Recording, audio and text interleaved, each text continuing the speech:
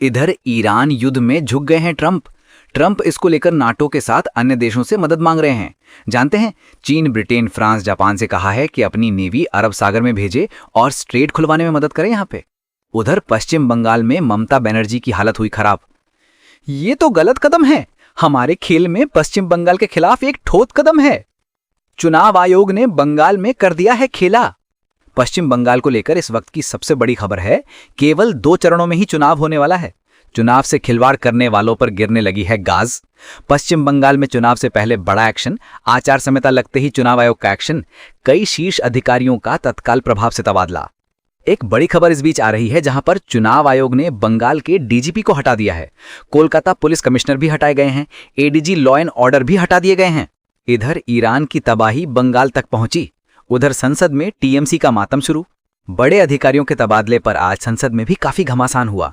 TMC सांसदों ने राज्यसभा में हंगामा किया और पूरे दिन के लिए सदन से वॉकआउट कर दिया। देख रहे हैं क्या स्थिति है, किस तरीके से वहां बहुत ही बेटेड परिस्थिति पैदा हो गई है। एक एक चीज आप देख रहे हैं, लेकिन दोस्तों इस बीच जो खबर पश्चिम बंगाल से आ रही है वो भी देखना बड़ा जरूरी है। ईरान की तबाही पश्चिम बंगाल में दिख रही है। बड़े ध्यान से सुन लीजिए। और इतना ही नहीं दोस्तों, ममता बनर्जी पर ताबड़तोड़ कार्रवाई शुरू हो गई है। मैं क्यों नाम ले रहा हूं अभी आपको।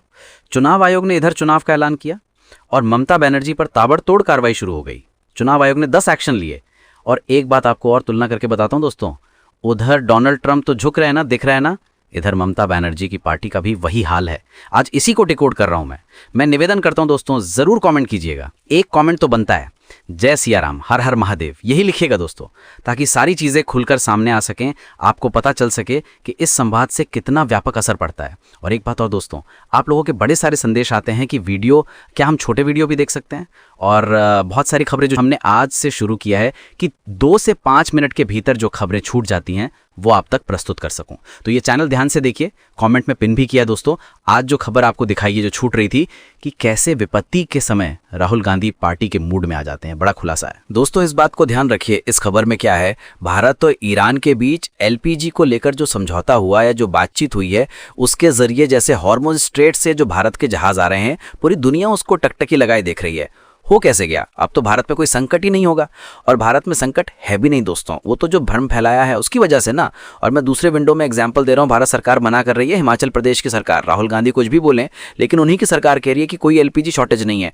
लेकिन तीसरे विंडो में पश्चिम बंगाल देखिए कैसे तबाही, वहां पर जिस तरीके से जमाखोरी, कालाबाजारी हो रही है, उससे पश्चिम बंगाल में हाहाकार मचा है। यानी ईरान की तबाही सीधे सीधे पश्चिम बंगाल में दिख रही है। अब मैं तो चुनाव आयोग के एक्शन दिखाने जा रहा हूं, ममता बनर्जी पर होने वाली कार्रवाई दिखाने जा रहा हूं, लेकिन मुख्य खबर आप समझ लीजिए दोस्तों। इस समय चुनाव आयोग ने कल चुनाव का ऐलान कर दिया है 5 राज्यों में, असम में 9 अप्रैल, केरल में 9 अप्रैल, पुडुचेरी 9 अप्रैल, तमिलनाडु 23 अप्रैल और पश्चिम बंगाल 23 अप्रैल और 29 अप्रैल, 4 मई को नतीजे आ जाएंगे। अब मैं आपको एक एक करके दोस्तों कार्रवाई दिखाता हूं, कैसे ममता बनर्जी के खिलाफ ये कार्रवाई है, बड़े ध्यान से समझिएगा। चुनाव आयोग इस तरह से करता नहीं है, लेकिन करने की वजह क्या है? उसकी वजह यह है दोस्तों कि अगर समय रहते इस बात को ना देखा गया तो पश्चिम बंगाल में लोकतंत्र की स्थापना संभव नहीं है। लोकतंत्र के लिए जो कुछ प्रयास हो रहे हैं वो संभव बिल्कुल भी नहीं है।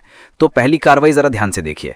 ये जो पश्चिम बंगाल में 2 चरणों में चुनाव हो रहा है दोस्तों, ये बहुत बड़ी खबर है। बहुत सारे लोगों को समझ में नहीं आएगा हो क्या रहा है। 35 साल के बाद इतना बड़ा बदलाव है। अब टीएमसी वाले लोग हो सकता है खुश हो, अभी जो आंकड़े दिखाऊंगा ना आप हिल जाएंगे, समझ में नहीं आएगा, इतनी बड़ी खबर हो गई। अब जरा आपको एक आंकड़ा दिखाता हूं, मैंने ही बनाया दोस्तों, देखिए चीजें जो है आपको समझ में आएगा। 2011 में 6 चरणों में चुनाव हुए थे। तृणमूल कांग्रेस को 184 सीटें मिली। 6 चरणों में चुनाव, 184 सीट। अगले विधानसभा में आइए, 2016 7 चरणों में चुनाव हुए, टीएमसी की सीटें बढ़कर 211 हो गई। फिर अगला चुनाव हुआ 2021 में, इस बार चरणों की संख्या बढ़कर 8 हो गई और इनकी सीटें बढ़कर 213 हो गई। रिकॉर्ड, जैसे जैसे चुनाव के फेज बढ़ रहे हैं वैसे वैसे टीएमसी की सीटें बढ़ रही है। इस बार घटाकर 2 कर दिया गया, खत्म। इस बार चुनाव आयोग ने चरणों की संख्या चुनाव कराने के सिर्फ 2 कर दी। टीएमसी की सीटें घट जाएंगी, रिकॉर्ड तरीके से घट जाएंगी। आप देख लीजिएगा, इस सारे रिकॉर्ड टूट जाएंगे और भारतीय जनता पार्टी के लिए इस बार समय है। इस बात को ध्यान रखिए, इस बार का मामला बिल्कुल अलग है दोस्तों। इस बार तो ऐसी चीज होगी कोई सोच नहीं सकता। 2014 में भाजपा ने चौंकाया, 2014 के बाद जो चुनाव हुए 16 में, उसमें टीएमसी ने चौंकाया, फिर 2019 में भाजपा ने चौंकाया, फिर 2021 में टीएमसी ने चौंकाया, लेकिन 2024 में भाजपा ने नहीं चौंकाया, टीएमसी ने ही चौंकाया। और 2026 में अब भाजपा की बारी। ये पहली कार्रवाई। दूसरी कार्रवाई 60 लाख वोटर। बड़े गौर से समझिए दोस्तों, ये 60 लाख वोटर, एक तो 60 लाख गए, डिलीशन हो गया जिनकी डेथ हो गई या जो अलग अलग जगहों पर हैं, लेकिन 60 लाख वोटर जो संदेहास्पद कैटेगरी में हैं, जिनसे जांच चल रही है, इनसे पूछा गया ज्ञानेश कुमार जी से क्या होगा, इनको लग रहा था कि इनको तो मिल ही जाएगा, मौका नहीं। सुप्रीम कोर्ट के आदेश पर जुडिशियस ऑफिसर्स काम कर रहे हैं, साफ कह दिया उन्हीं से होगा। सुन लीजिए बयान। As per the orders of the Honorable Supreme Court, the learned judges working under the direction of the Honorable High Court of Calcutta would be bringing out the supplementary list, and as and when the supplementary list the names are coming out, they shall be included in addition to the existing electors. देखा आपने दोस्तों, और ये 60 लाख क्यों महत्वपूर्ण है इस बात को समझिए। भाई ये पहली बार ऐसा हुआ है, चुनाव का ऐलान हो गया, अभी वोटर लिस्ट फाइनल भी नहीं हो पाया। जो 28 तारीख को आई थी ना, वो फाइनल लिस्ट नहीं थी। 60 लाख तो गए, 60 लाख बचे हुए थे, और सुप्रीम कोर्ट ने कहा कोई बात नहीं, एक सप्लीमेंट्री लिस्ट आएगी, और इन 60 लाख में से 10 लाख पिछले हफ्ते, और माना जा रहा है 5 लाख और हो गए, 15 लाख, यानी अभी भी कम से कम मान के चलिए तो 45 लाख वोटर बचे हुए हैं दोस्तों। और ज्ञानेश कुमार ने साफ साफ कहा था, उनसे पूछा गया था तो बोल रहे थे कि कुल जो फाइनल वोटर हैं 7 करोड़ 8 लाख नाम है, लेकिन जो अभी एडजुडिकेशन वाले हैं अगर उनको हटा दिया जाए तो सिर्फ 6 करोड़ 44 लाख 52,000,669 वोटर बचे हैं। एक बयान सुना देता हूं, सुन लीजिए। अभी हाल में ही जो 28 फरवरी को वेस्ट बंगाल की फाइनल इलेक्टोरल रोल निकली है, उसमें कुल मिलाकर कर 7 करोड़ 8 लाख नाम है, और जिसमें कि अंडर एडजुडिकेशन जो ज्यूरिडिक्शन वाले अगर हटाए जाते हैं तो 6 करोड़ 44,52,609 मतदाताओं की सूची उस नाम में पात्र मतदाताओं के रूप में है। अभी तो मैं आपको बड़ी बड़ी कार्रवाई दिखाऊंगा, लेकिन एक छोटा सा आंकड़ा दिखाता हूं, बड़ा दिलचस्प है। ये पिछले बार के नतीजे हैं। 2021 के टीएमसी 215 टीएमसी, बीजेपी 77, एक निर्दलीय, एक अन्य। इसमें जानते हैं 70 सीटों में बड़ा खेला है। क्या है मैं बताता हूं। इसमें दोस्तों 7 सीटें वैसी हैं जिसमें जीत का मार्जिन 1000 से कम है, 29 सीटें ऐसी हैं जिसमें जीत का मार्जिन 5000 से कम है, और 33 सीटें ऐसी हैं जिसमें जीत का मार्जिन 5 से 10,000 के बीच है, यानी 70 सीटें छोटे छोटे अंतर से दांव पर है। दोस्तों आप जानते हैं, एक आंकड़ा आपको बताता हूं, हिल जाएंगे टीएमसी वाले, ऐसे ही नहीं भौंकवाए हुए हैं। जानते हैं खबर क्या है? जो 63 लाख मतदाताओं के नाम कट गए ऑलरेडी, जो डिलीट हो चुके हैं या तो मृत्यु होने पर या ट्रांसफर होने पर, जैसे भी, मैं उनकी कहानी बता रहा हूं। हर सीट पर जो 294 सीटें हैं, 21,500 मतदाता कम हो चुके हैं, ऑलरेडी कम हो चुके हैं, और 70 सीट जो हैं वो 10,000 से कम के मार्जिन पर हैं। इसमें ये 60 लाख मैंने अभी जोड़ा नहीं है, जो सप्लीमेंट्री लिस्ट आनी बाकी है। आप समझ लीजिए कितना बड़ा आंकड़ा है। और अगर मैं पिछले चुनाव की बात करूं दोस्तों, आप देखिए इसमें जो टीएमसी को वोट मिले थे ना, वो देखिए 2,68,68,281, और भाजपा को मिले थे 2,29,05,474। 60 लाख का अंतर है सिर्फ। 60 लाख तो गए और 60 लाख दाव पर हैं। ये परिस्थिति है दोस्तों, और तब जाकर के मैं आपको कह रहा हूँ कि चुनाव आयोग जिस तरीके से काम कर रहा है, जो गलत चीज़ें होती ना बंगाल में, वो इस बार नहीं हो पाएंगी। तीसरी कार्रवाई सुन लीजिए, ये बड़ी कार्रवाई है दोस्तों।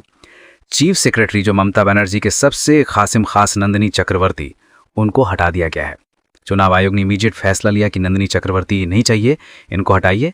उनकी जगह दुष्यंत नारियाला जो आईएएस हैं, 1993 बैच के, बंगाल का नया मुख्य सचिव, उनको नियुक्त किया गया है। बहुत बड़ी खबर है दोस्तों, मैं आपको बता दूं, ये इतनी बड़ी खबर है, मैं आपको ज़रा दिखाता हूं। निर्वाचन आयोग ने जो लेटर इशू किया है, जो अधिसूचना जारी की है, बड़ा गौर से आप देख लीजिए।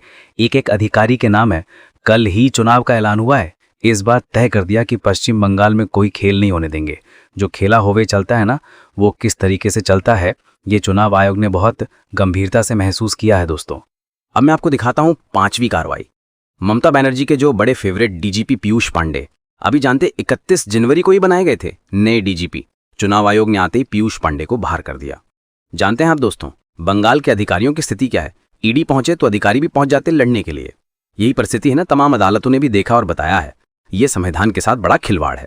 चुनाव आयोग ने 1992 बैच का आईपीएस अधिकारी सिद्धनाथ गुप्ता को राज्य का नया पुलिस महानिदेशक यानी डीजी की नियुक्त किया है। वो जानते हैं चुनाव आयोग के लोग, और खास करके ज्ञानेश कुमार, मैं बार-बार ज्ञानेश कुमार ने क्या शानदार काम किया है, दाद देनी चाहिए।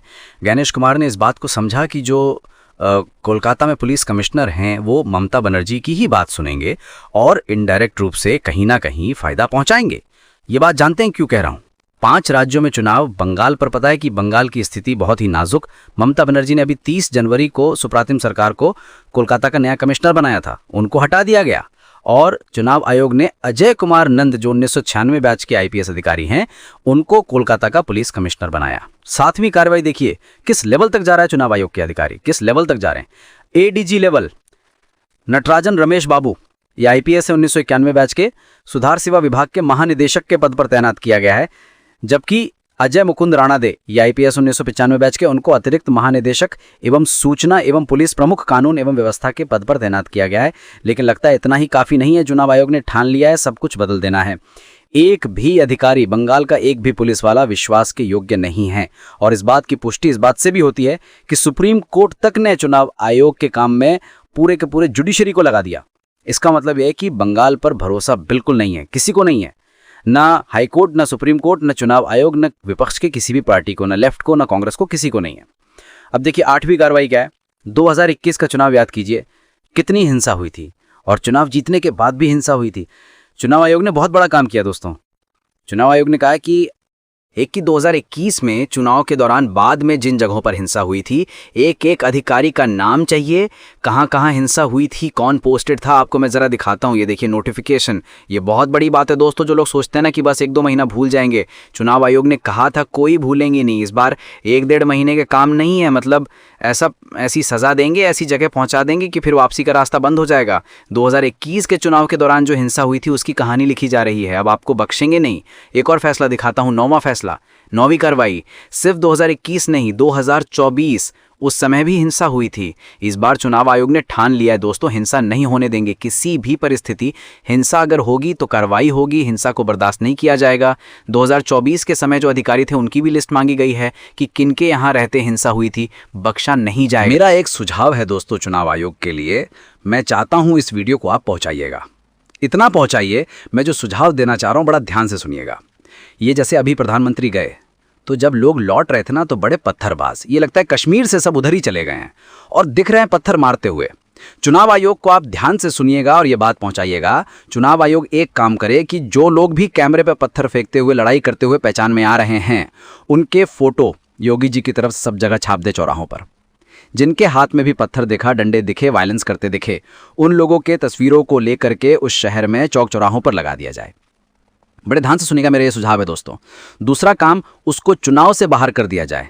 अब ये चुनाव में ना लड़ने योग्य ना वोट देने योग्य रहेंगे क्योंकि इसने चुनाव के साथ खिलवाड़ किया है। तीसरी चीज, ये लिस्ट सेंटर और स्टेट गवर्नमेंट को जाएगी कि इसको हर तरह की योजनाओं से बहिष्कृत कर दिया जाएगा। सभी बंगाल में जो गुंडे वहां दिखते हैं ना चुनाव के दौरान, वो शांत होंगे। पहला, उसके खिलाफ कानूनी कार्रवाई। दूसरी चीज, चुनाव से हर प्रकार से बहिष्कृत, ना वोट देने का ना ये। तीसरा, स्टेट में जो भी योजना है उसका लाभ नहीं मिलेगा। चौथा, सेंटर लिस्ट से भी बाहर कर दिए जाएंगे। एक बार करके चुनाव आयोग देख ले, बंगाल का एक एक आदमी घर में रहेगा, सिर्फ चुनाव देगा, लोकतंत्र की पूजा भी करेगा, महिमा भी करेगा। उम्मीद करता हूं दोस्तों ये सुझाव आपको भी समझ में आ रहे होंगे और चुनाव आयोग तक जितना पहुंचाएंगे उतना पहुंचेगा, मैं यही समझता हूं। कमेंट जरूर कीजिएगा अगर आपको मेरे सुझाव पसंद आ रहे हैं तो। तुमने बहुत बड़ा डिसीजन ले लिया है और बहुत ही अच्छा डिसीजन लिया है, क्योंकि तुम्हें खुद पे यकीन है कि ये काम तुमसे हो जाएगा। और बस यही स्टेज बड़ी मुश्किल होती है।